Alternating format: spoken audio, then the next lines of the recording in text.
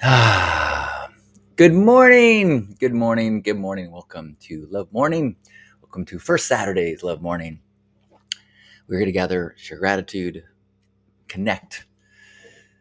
If you are freshly returned from Burning Man or just got Burning Man on the brain a little bit, this is also a place to discuss and share our integration experiences, our decompression tips and struggles and victories.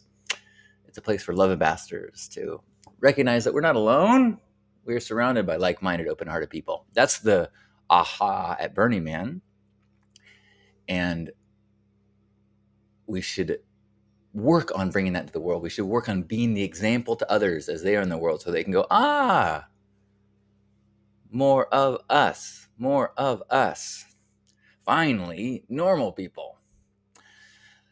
If you were here, say hello, share some gratitude. It would be beautiful to let others know that you are here. Welcome, Gerbot. Good morning. Let's see. I am grateful to be here now in this love morning time. And if I do my best, I can find a matching rhyme.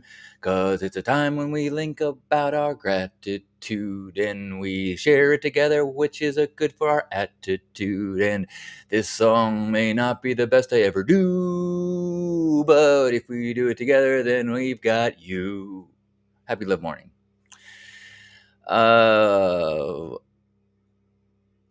Is that gonna work? I don't know. Good morning. Welcome. Hello, Kiri. Good morning. Gerbot is grateful to have made it home. Good morning, Maria. Kiri is grateful to be home with the kitties. I have a loop on the left, a little clip that Michelle from Pink Heart shot at Center Camp. She was there as the pink ride was showing up. So I got footage of everyone coming in and footage of a little swirling.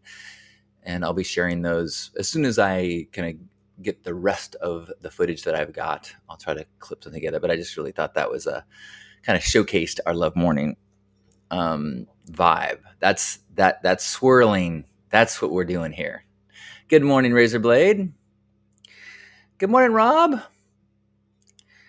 I actually spent more time at Pink Heart than anywhere else except for where I slept, which was Burners Without Borders. I spent a lot of time between those two places, but I was not living at Pink Heart, so it makes sense that you didn't see me there, Rob. Okay, I'm going to change this background, and I'm in my underwear, so apologies in advance.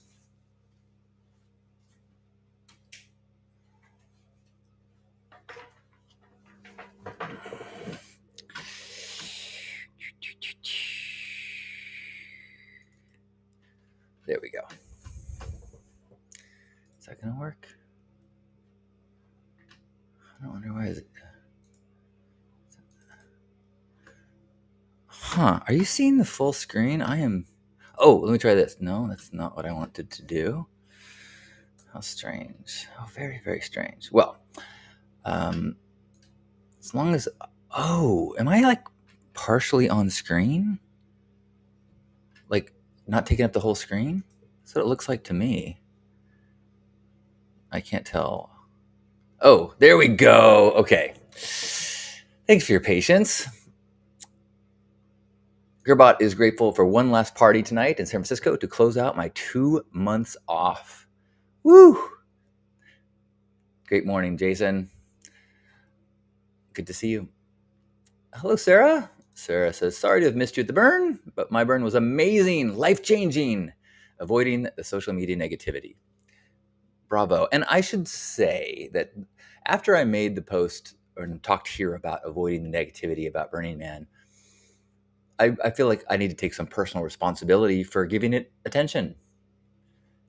And I think some of it had to do with I wasn't going directly to like the Burning Man 2025 page, so I wasn't seeing as many people posting their positive reflections because so many the ones that were popping up in my feed were negative ones. And so I got a skewed sense of how many people were reflecting negative things, which I guess is why I wanted to talk about it. Don't get caught in the belief that the algorithm is accurate, and don't get caught in that belief that the loud voices that your brain really latches onto with negativity are really as prevalent and encompassing as it feels like and sounds like. Because I've been seeing so many people post good experiences, best experiences.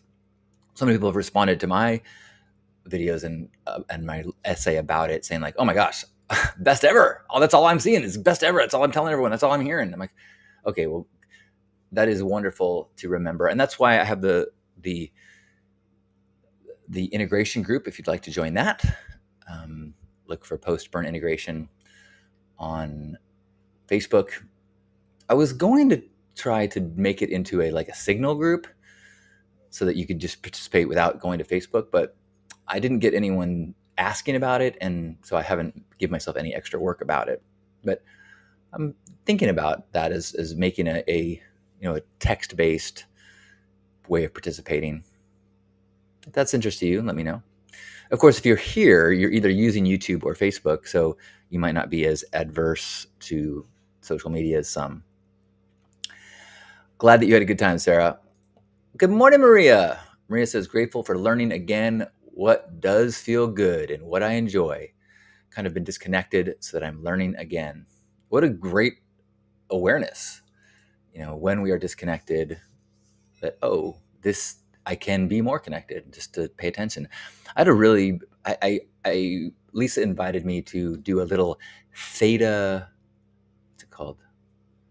Theta healing meditation, a 30-minute that was led on Zoom by a teacher of hers. And it was really good for me in a number of ways. It was really relaxing to my system, but it also, some of the concepts were, it was confronting to me, and it made me realize the ways in which I could grow and could spend more efforts into aspects of spiritual growth and giving attention and time and patience to intuition over mind. I feel like I operate on the mind level predominantly. Lisa pushed back and said there's a number of ways that you are intuitive, but so because I was saying, like, I think I'm entirely in my mind. I don't think I really am intuitive at all, but I'm aware of how much more intuitive, and that how many that she gives this example, just try to so you can understand like how it limits you. And like, if you're only in your mind, you are just not paying attention to what else might be going on in your sphere, in your world, in the energetics of your environment.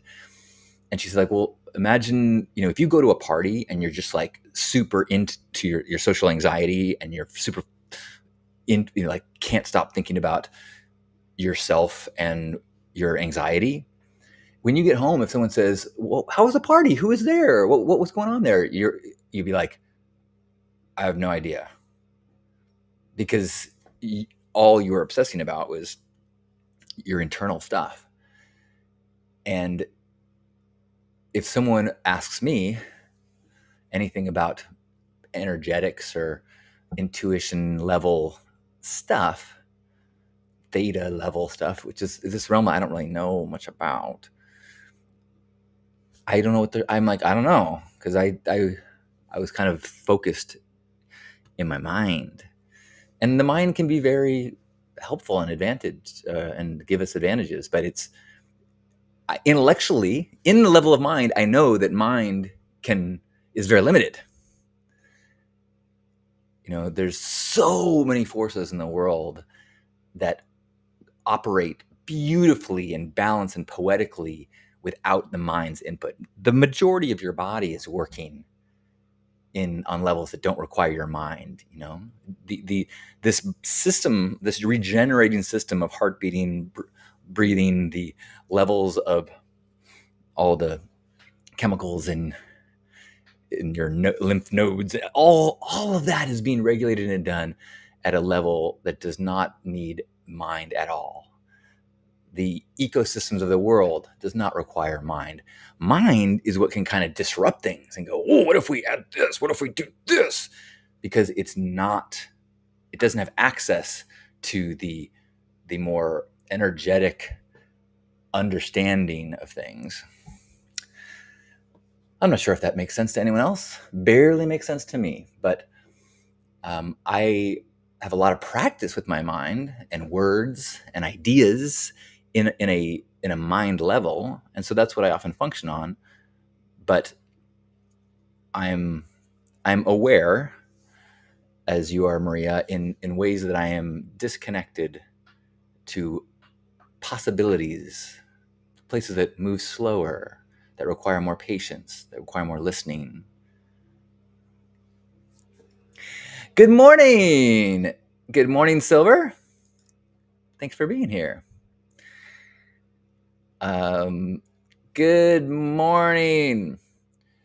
Kiri says, you weren't being negative about negativity. You were being a spokesperson for the positivity. Yes, I appreciate that. And when I looked back over what I wrote, I put energy into, here are the things that we can be focusing on, which I think that made me feel like, all right, that's the right angle. Gerbot says, I'm grateful for the pink heart signage that helped guide me to the 4:30 radial on which several friends were camped. I am so grateful for that too. I'm so grateful for placement, for putting Pink Heart on Esplanade. As I have talked about over the years, Pink Heart was designed from day one as an Esplanade camp, as the services it offers, the beacon, the water, and the couches looking out at the playa. They're all intended as services for someone who is away from camp, either physically lost, biologically out of balance, or psychologically could use some grounding. All of the features of Pink Heart are intended as an Esplanade service. So it was really beautiful to see people really appreciating it and using it. I heard from many people like, oh, I get home, the beacon's how I get home. Or we have newbies, and first night I took them out and I said, okay, there's Pink Heart. We're just to the left of that. And it's like, yeah. And there's lots of beautiful, bright things that you can use, but Pink Heart is kind of unique in it is a single color, and with the beacon and the frontage, it's a landmark.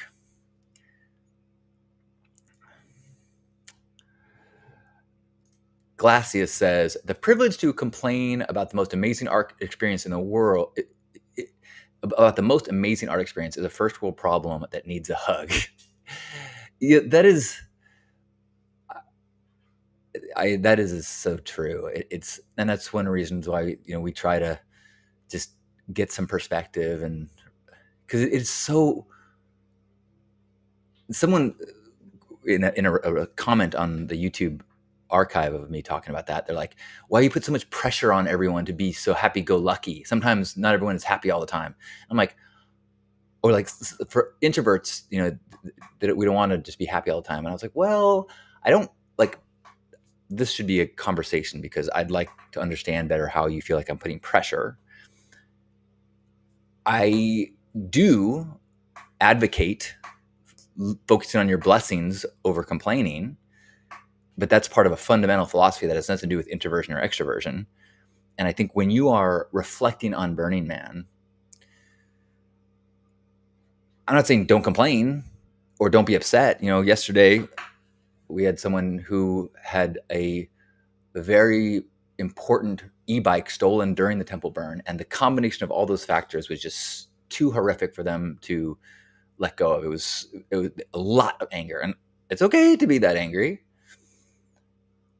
But when you're looking at your week and you're looking at all the art and all the people and the things that are your reflections are influencers, bad music, people who did this, you're like, that's what you remember?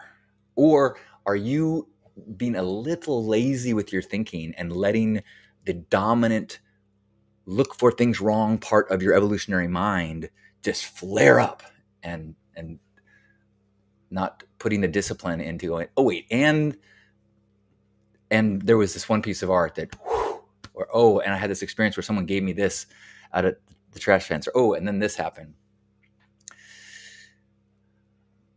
Good morning, Jax. Jax says, morning, happy and not so happy people. I love that. Right. There's no pressure. Not you don't have to be happy. You can be miserable and still have a gratitude practice. Today is so pretty out, and even though I'm at work, it's all good and I'm grateful. Thank you, Jax. What a wonderful reflection. Did you miss the song? You know, I wouldn't say you missed much. Sarah says, I was working at Rampart, and Pinkheart helped me aim the ambulance in the playa in the right direction. It was amazing, especially after the burn. Yeah! We should cut and paste that and put that into placement application next year. If there's anybody here from Pinkheart. Good morning, Painey. George says, I'm grateful for my mother, who is 87. I'm grateful for my mother, who is 81. I got to hug her yesterday. And my brother. I've been very grateful this week for all the little ways that phones influence our lives. And I have been able to appreciate things that you wouldn't expect. There's the big things like, oh my gosh, I have nothing to do while I'm on the toilet. I can read a magazine like I used to, but I don't have magazines in the bathroom anymore. Now, if you've been following along this week, you know that I'm dealing with some sphincter health issues. So being present during my bowel movements is actually a very smart thing for me to do right now. So that's one. Two, I miss being able to listen to audiobooks while I'm driving or taking a walk or doing things. So I'm doing less, running errands, because I just being in traffic without listening to a book is ugh. And the last thing that I really was like, oh, I wish I could call my mom and my brother. They're people that I talk to regularly. And everyone else is like, I'll talk to you when I get my phone or send them a message. But I really miss talking to my mom. So I got to see, she gave me a message. She goes, I canceled my plan, so I'm going to be home today until 1. So I did morning broadcast, did a few things. And then I shot her a note, go, I'm coming over. And I got my car. And she replied 5 minutes later, oh, come to Whole Foods. I'm there with your brother. But I didn't get that message. So I drove to her house. No one was there. Used her Wi-Fi to check online, got the message, was able to track down where they were. But the interesting thing was my brother was like, how did we used to do it? Before phones in college stuff, we would say, hey, let's meet at this bar. And it worked. We weren't in a constant state of, where is everybody? But I think what has happened is because we have the phones, we have been more trusting and more aggressive in changing plans without checking in with people, because we know we can't just say, oh, now we're here, or we're at this table, or we move next door. Or like if we were in the mindset of not having phones, I would have sent a message saying, I'm actually thinking of coming over at this time. And I would have waited for a response. But because it's been so long since we've needed that, we act in different ways. So I had a lot of extra stress in my life as I was late for things. And then I went and met them where they were and got back into my car because I had exactly the right amount of time to get home for this Zoom meditation. And I realized I don't know how to get back on the freeway. I mean, I could figure it out, but with GPS, I could do it. It would tell me this will take you, 12 minutes. But it was very stressful to know, like, I think this street's going to get me there. And I think, nope, I'm in the wrong lane. It was a good practice. And I have appreciation for all the ease of the phone world that I live in.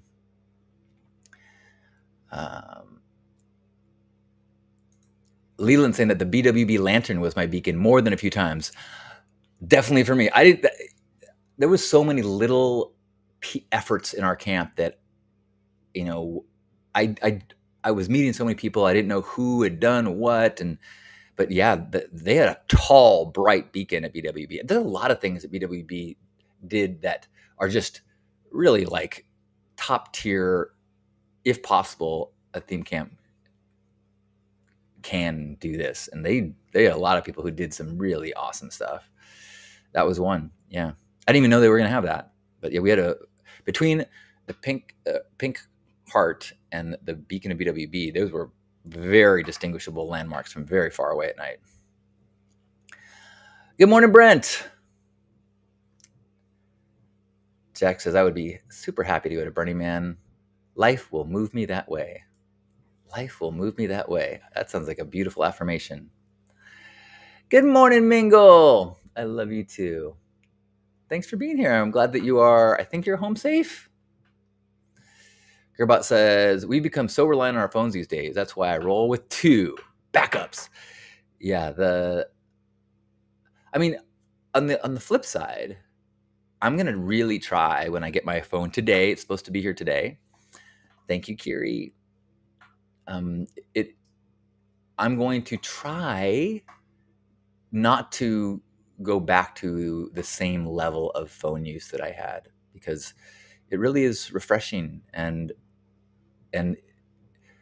I can notice the times when I have a crack in my needs of attention and stuff, and I know the phone can fill the crack, but that should not be the objective, to fill all cracks.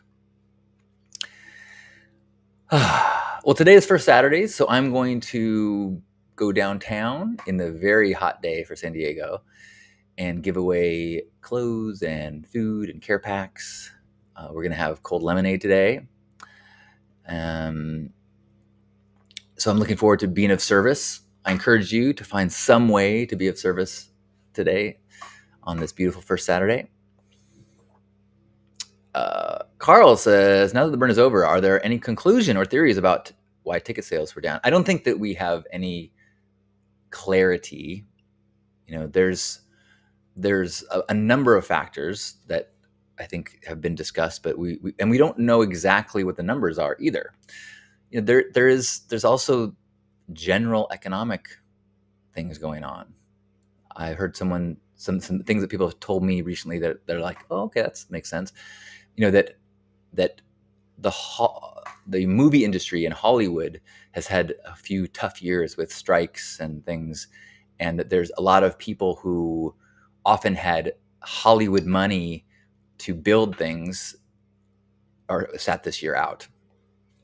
We had the 2 rough years in a row, and although if you sat out because of weather, you're probably bummed that you didn't enjoy this year. This year it was hot for life, but great for Burning Man. 90 to 95 in the days in the middle of the week, and very little wind, minimal dust storms. I didn't have any dust storms while I was there. Like, my stuff is, I've never come home so clean. Oh, I guess last year was clean because the mud didn't get on things. There's also, the org gave theme camps permission, like, hey, if you want to take the year off, no penalty for that. So a lot of camps did take the year off. Enjoy the day, Jax. Good morning, Julie. We're going to hug in just a moment and head off into our days and take this collective energy and spread it as ambassadors. Good morning, Yamil. Yamil says, grateful for my bed and my ability to just eat and sleep as I regain my strength. Nice. I'm grateful that I had the luxury of several days of no responsibility. I'm feeling much better now, much more myself. I am drinking coffee as well, so who knows? But a part of what I needed decompression from was, I was ingesting a lot of caffeine while I was there, and to the point where it doesn't quite kick it in the same way. So needing to detox off that is a part of my decompression. And also, I realized that up until last year, decompression was a time that the weeks after the burn is when I would get high every night and go through pictures and videos. And I love doing that, just kind of just falling back into the headspace as I was high. And I've not done that. Mingle is grateful for our conversation on Playa and the deepening of our friendship. I too am grateful. Thanks, Mingle. All right, any last gratitudes? I am grateful that I have a safe roof over my head. There is construction going on above me for some water damage, and they're building new apartments behind me. So I can see the construction has gone over my fence as they're getting ready to build the second level. There's a beautiful tree that has been part of the view through the window since I moved in, and that is going to go away. And so I'm trying to accept the things I cannot change and just be grateful for all the ways in which this home has been good to me.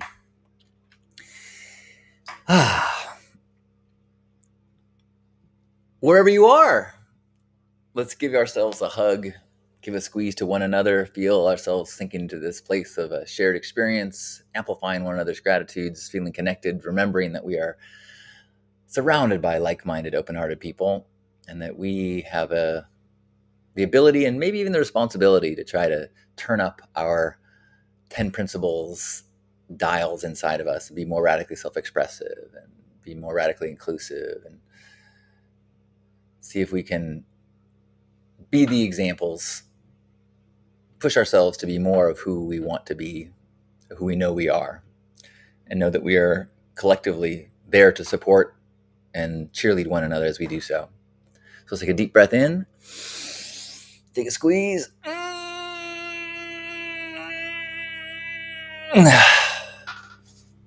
On behalf of Grandpa Caleb and everyone here, thanks for being here this morning for our Love Morning.